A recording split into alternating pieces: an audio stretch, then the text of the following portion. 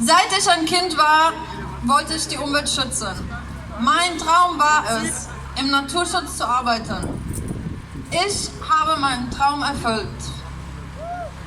Aber mir ist klar geworden, dass der Beitrag, den ich mit meiner Arbeit für die Umwelt leisten kann, nicht die Braunkohle wieder.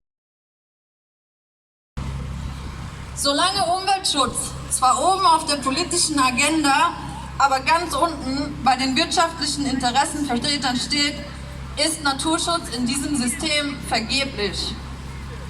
Mir ist klar geworden, dass ökologische und ökonomische Interessen gerne öffentlich als gleichwertig verkauft werden, dass der Naturschutz aber effektiv nicht umgesetzt wird.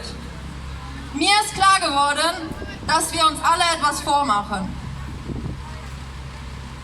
Ich bin zu dem Schluss gekommen, dass die klimaschädlichen Subventionen, die wir jährlich mit 57 Millionen Euro finanzieren und die ich mittrage und die ich mit meinem brav zur Arbeit gehen legitimiere, schwerer wiegen als der Nutzen, den ich durch meine Arbeit im Naturschutz erreichen kann.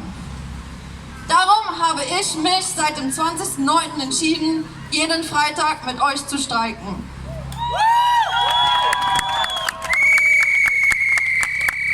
Ich habe inzwischen auch verstanden, warum ihr hier alleine steht und so wenige Erwachsene hinter euch. Wenn man in Deutschland anfängt, sich mit der Zulässigkeit von Arbeitskampfregeln auseinanderzusetzen, stößt man als erstes auf eine abschreckend hohe Regelungsdichte. Darüber, was man darf, wie und wann. Und man darf es eben nicht in Deutschland politisch streiken. Man findet aber auch heraus, dass das Bundesarbeitsgericht die Frage, ob ein politischer Demonstrationsstreik zulässig ist, inzwischen ausdrücklich offen gelassen hat. Dass das deutsche Streikrecht in Teilen unvereinbar mit der Europäischen Sozialcharta ist.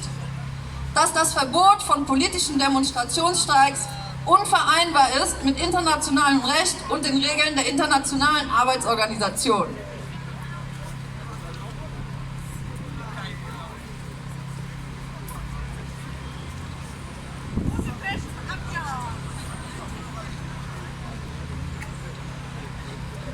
Grund dafür, dass heute niemand streiken darf, ist ein Gutachten von Hans-Karl Nipperdey, der sich im Faschismus als Kommentator des NS-Arbeitsgerichts hervorgetan hatte.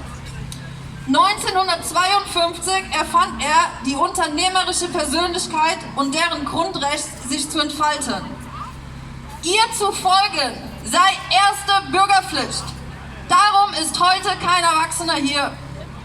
Weil wir heute noch immer dieselben pflichtbewussten und rechtschaffenen Bürger sind wie schon einmal, haben wir ein Problem. Streikrecht ist Menschenrecht. Wir sind Menschen. Wir haben ein Recht und eine Verantwortung. Jobstrejk für Klimatet!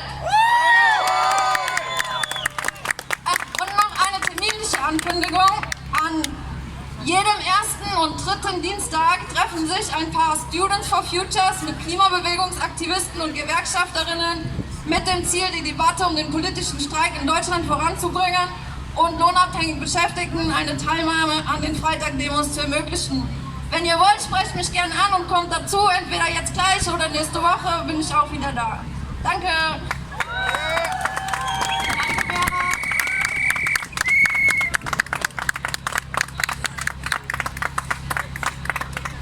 Okay, danke, dass ihr bis zum Schluss da wart. Ihr seid super, das Wetter ist so scheiße.